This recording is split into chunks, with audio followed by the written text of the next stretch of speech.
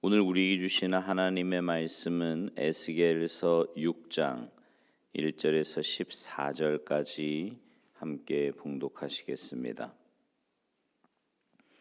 에스겔서 6장 1절에서 14절 말씀 우리 한 목소리로 봉독하시겠습니다. 시작. 여호와의 말씀이 내게 임하여 이르시되 인자야 너는 이스라엘 산을 향하여 그들에게 예언하여 이르기를 이스라엘 산들아 주 여호와의 말씀을 들으라. 주 여호와께서 산과 언덕과 시내와 골짜기를 향하여 이같이 말씀하시기를 나 곧 내가 칼이 너희에게 임하게 하여 너희 산당을 멸하리니 너희 제단들이 황폐하고 분향 제단들이 깨뜨려질 것이며 너희가 죽임을 당하여 너희 우상 앞에 엎드러지게 할 것이라. 이스라엘 자손의 시체를 그 우상 앞에 두며 너희 해골을 너희 제단 사방에 흩으리라. 내가 너희가 거주하는 모든 성읍이 사막이 되게 하며 산당을 황폐하게 하리니 이는 너희 제단이 깨어지고 황폐하며 너희 우상들이 깨어져 없어지며 너희 분향 제단들이 찍히며 너희가 만든 것이 폐하여지며 또 너희가 죽임을 당하여 엎드러지게 하여 내가 여호와인 줄을 너희가 알게 하려 함이라. 그러나 너희가 여러 나라에 흩어질 때에 내가 너희 중에서 칼을 피하여 이방인들 중에 살아남은 자가 있게 할지라. 너희 중에서 살아남은 자가 사로잡혀 이방인들 중에 있어서 나를 기억하되 그들이 음란한 마음으로 나를 떠나고 음란한 눈으로 우상을 섬겨 나를 근심하게 한 것을 기억하고 스스로 한탄하리니 이는 그 모든 가증한 일로 악을 행하였음이라. 그때야 그들이 나를 여호와인 줄 알리라. 내가 이런 재앙을 그들에게 내리겠다 한 말이 헛되지 아니하니라. 주 여호와께서 이같이 이르시되 너는 손뼉을 치고 발을 구르며 말할지어다. 오호라 이스라엘 족속이 모든 가증한 악을 행함으로 마침내 칼과 기근과 전염병에 망하되 먼데 있는 자는 전염병에 죽고 가까운 데 있는 자는 칼에 엎드러지고 남아있어 애워싸인 자는 기근에 죽으리라. 이같이 내 진노를 그들에게 이룬즉 그 죽임당한 시체들이 그 우상들 사이에 제단 사방에 각 높은 고개 위에 모든 산꼭대기에 모든 푸른 나무 아래에 무성한 상수리 나무 아래 곧 그 우상에게 분향하던 곳에 있으리니 내가 여호와인 줄 너희가 알리라. 내가 내 손을 그들의 위에 펴서 그가 사는 온 땅 곧 광야에서부터 디블라까지 황량하고 황폐하게 하리니 내가 여호와인 줄을 그들이 알리라. 아멘. 할렐루야. 하나님은요 사람에게 당신의 엄한 면과 따뜻한 면을 필요에 따라 각각 보여주시는 분이십니다. 오늘 본문에 보면 너희로 나를 여호와인 줄 알게 하리라. 그들이 나를 여호와인 줄 알리라. 이 말씀이 세 번이나 반복되고 있는 배경이 바로 그거예요. 때로는 엄격하신 하나님으로, 때로는 인자하신 하나님으로 당신을 나타내고 계시는 겁니다. 먼저 자신의 죄를 회개하는 자는 여호와 하나님이 용서해 주시는 구원주로 알게 됩니다. 오늘 본문 에스겔서 6장에서는 예루살렘이 바벨론 제국의 3차 침공으로 인해 철저히 멸망당할 것을 예언하면서 그런 하나님의 무서운 징벌을 당하게 된 가장 큰 원인이 무엇인지를 지적해 주고 있는데요. 그것은 바로 유다 백성들의 우상 숭배였습니다. 3절에 산당을 멸하신다는 것은 그들의 우상 숭배의 죄를 집중적으로 책망하시는 말씀입니다. 이어지는 4절에 나오듯이 이스라엘 백성은 산당에서 태양상 따위의 우상을 섬겼던 거지요. 그런 우상 숭배에 대한 하나님의 진노는 단지 산당과 제단과 우상만 멸하고 황무케 하고 회파하는 것으로 끝나는 것이 아니라 우상 숭배에 참여한 사람들 역시 죽임을 당하고요. 그들이 세워놓았던 우상 앞에 엎드러져 죽는 것으로 이어지는 겁니다. 하지만 그런 엄중한 심판에도 불구하고 놀랍게도 그 가운데 살아남게 될 자들이 있을 거라고 말씀하는데요. 8절 보세요. 그러나 너희가 여러 나라에 흩어질 때에 내가 너희 중에서 칼을 피하여 이방인들 중에 살아남은 자가 있게 할지라. 그러니까 여러분도 알다시피 나중에요. 유다와 예루살렘이 바벨론 군대에 의해서 완전히 멸망당한 후에도 그 죽임당함을 면하고 바벨론의 포로로 잡혀가서 목숨은 부지한 자들이 많이 있었습니다. 근데 하나님께서는 그처럼 이방 중에 남아있는 자들의 생명만 살려주신 것이 아니고요, 그들의 심령에 놀라운 일이 벌어지게 하실 것이라고 하셨는데 9절에 보면 너희 중에서 살아남은 자가 사로잡혀 이방인들 중에 있어서 나를 기억하되, 이렇게 말씀해요. 그러니까 이스라엘 백성 중에 바벨론 포로로 잡혀간 사람들이 그때에 가서야 비로소 하나님을 기억하게 되는 회개의 마음을 가지게 될 거라는 겁니다. 그 회개의 내용이 9절 하반절에 구체적으로 기록되어 있는데, 그들이 음란한 마음으로 나를 떠나고 음란한 눈으로 우상을 섬겨 나를 근심하게 한 것을 기억하고 스스로 한탄하리니 이는 그 모든 가증한 일로 악을 행하였음이라. 바로 앞에 문단에서 하나님께서 극도로 진노하셨던 우상 숭배를 두고요, 이스라엘의 남은 자들은 바벨론에서 포로 생활을 하게 되면서 그때야 비로소 그것이 하나님께 대해서 얼마나 중한 배교 행위인지를 깨닫고 한탄하게, 즉 뼈저리도록 후회하게 될 거다, 이렇게 말씀하시는 겁니다. 그리고 이어지는 10절은 그런 회개를 통해 그때야 그들이 나를 여호와인 줄 알리라, 이렇게 말씀하는 겁니다. 이스라엘 백성들이 과거 우상 숭배에 빠져 있는 동안에는요, 여호와라는 신은 알고 있어요. 하나님을 이름을 부릅니다. 심지어 제사도 지내요. 그러나 그 하나님에 대해서 인격적으로 만나지를 못한 거죠. 전혀 알지 못하고 있었던 겁니다. 그러나 자기네가 음란한 마음으로 하나님을 떠나고 음란한 눈으로 우상을 섬겨서 하나님을 근심케 했다는 사실을 깨닫고 통해 자복하게 되었을 때 그들은 비로소 여호와 하나님을 제대로 알게 된 겁니다. 이처럼 바벨론 포로로 잡혀간 이스라엘 백성들이 알게 된 하나님은 바로 용서와 구원의 하나님이셨습니다. 그처럼 극악한 죄를 저질렀음에도 불구하고 그들로 하여금 칼을 피하여 이방 중에 남아있는 자로 생존할 수 있게 해 주신 것은 순전히 하나님의 무조건적인 용서 때문이었다라는 거죠. 여러분, 지난 금요일 날 함께 나눴던 말씀 기억하십니까? 우리가 큰 죄를 저지른다고 해서 그 죄가 하나님의 성품을 이길 수 없어요. 무슨 말이냐면 우리의 어떤 죄도 하나님이 용서하시지 못할 죄는 없습니다.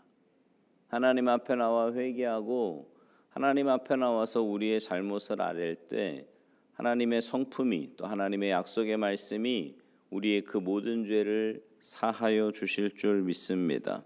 뿐만 아니라 하나님께서는 그처럼 바벨론 포로가 된 후에 진심으로 자신의 죄를 한탄하며 회개하는 자들을 보시고 결국 그들로 하여금 해방을 받아서 고국으로 돌아갈 수 있는 완전한 구원의 약속까지 성취해 주셨던 겁니다.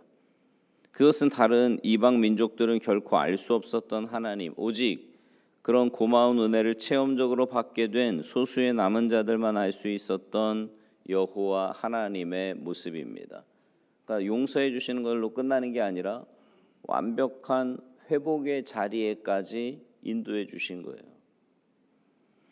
여러분, 우리 성도는요, 진실한 회개를 통해 죄 사함을 받는 체험을 거쳐야 진정 우리 하나님이 어떤 아버지이신지, 어떤 하나님이신지 확실히 알 수 있습니다. 그러니까 여러분, 신앙생활 하면서요, 회개의 경험이 없는 사람은 하나님을 인격적으로 만날 수 없어요. 왜냐하면 죄가 있는 곳에는 하나님이 함께 하시지 않거든요. 죄라고 하는 게 어떤 도덕적인 것만 자꾸 생각하면 안 되는데요, 죄는 하나님을 하나님으로 인정하지 않는 것에서부터 시작이 되는 겁니다.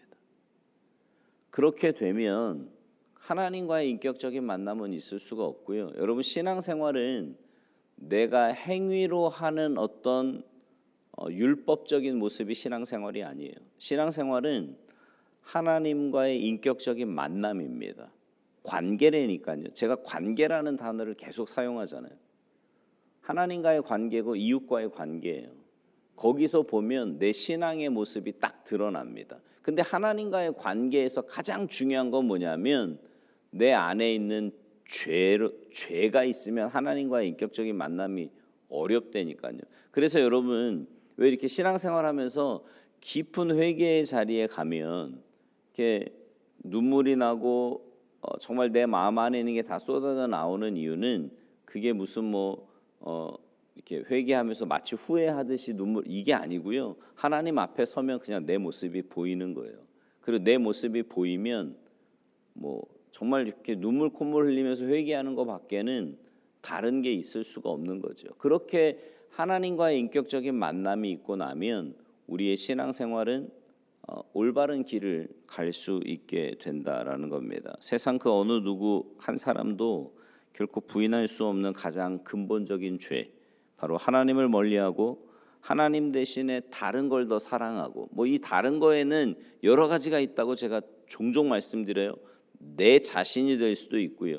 가족이 될 수도 있고 자녀가 될 수도 있고 물질 여러 가지가 될 수 있습니다. 근데 그걸 더 사랑하고 의지하고 받들었던 우상 숭배의 죄를 나 자신도 저질렀음을 스스로 한탄하고 겸손히 회개함으로 여호와 하나님만이 나 같은 죄인까지 용서해 주시고 살려 주시는 참된 구원주가 되신다라는 것을 체험하게 되는 겁니다.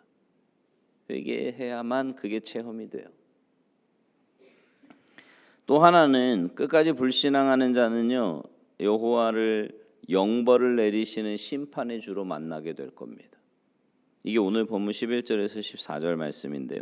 하나님은 자기 죄를 회개하는 자에 대해서는 무한한 사랑과 은혜를 베풀어 주십니다.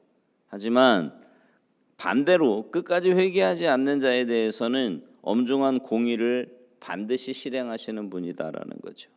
하나님은 죄에 대한 심판 역시 무섭고도 철저하게 집행하시는 분입니다. 이 사실은요, 앞에 3절 하반절에서 나 곧 내가 칼이 너희에게 임하게 하여 너희 산당을 멸하리니 라고 말씀하신 데서부터 나타나는데요. 여러분, 칼은 가장 대표적이고 확실한 죽음의 도구잖아요. 하나님께서는 그 우상 숭배자들을 무슨 병이나 가난 따위로 벌하시는 게 아니라 아주 그냥 단칼에 깨끗이 죽이시겠다고 아예 첫마디에서부터 공포하고 계시는 겁니다.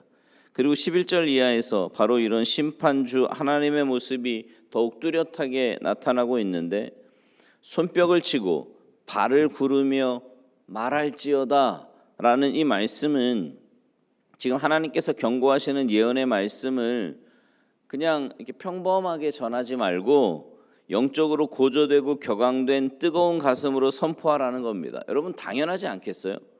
하나님의 임박한 심판을 외치는 선지자가요, 지금 이제 하나님이 칼로 그들을 치시겠다고 말씀하시는 그 예언을 해야 되는 선지자가 오호라, 이스라엘 백성이 모든 가증한 일을 행함으로 반드시 칼과 기근과 온역에 망할, 이러고 조용조용 얌전하게 선포할 수 있겠냐고요. 그 두려운 심판을 진심으로 믿는 가운데 자기 백성의 영혼을 정말 아끼는 심정으로 경고해주는 선지자라면 당연히 손뼉을 치고 발을 구르면서 강력하게 선포하지 않을 수 없는 거죠. 너희들 회개 안 하면 망한다. 지금 주님의 칼이 와 있다고 이제 죽는 거야 니들라고 이야기할 수밖에 없다라는 겁니다. 왜냐하면 앞서 10절 이전에 언급되었던 이 우상 숭배, 즉 가증한 악에 끝까지 빠져있는 자들에게 필연적으로 닥칠 일이라고는 오직 하나님의 심판밖에 없기 때문입니다.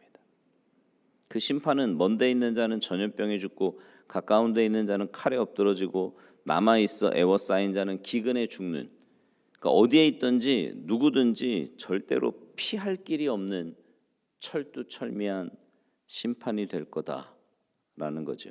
그 심판의 날이 이르면 그 결과는 하나님의 진노의 칼에 죽임당한 시체들만 그 우상 숭배하던 땅에 곳곳에 가득 넘치게 될 것이라고 말씀합니다. 하나님께서 그 손을 그들의 위에 펴서 심판하시는 날이 오면 광야에서부터 디블라까지, 그러니까 이스라엘의 남쪽 끝부터 북쪽 끝에 이르기까지 한 군데도 남김없이 다 황량하고 황폐하게 되는 완전한 멸망에 이르게 될 뿐이라는 겁니다. 오늘 주시는 말씀이 뭐예요? 회개하면 산다. 그러나 끝까지 고집 부리고 회개하지 않으면 망한다.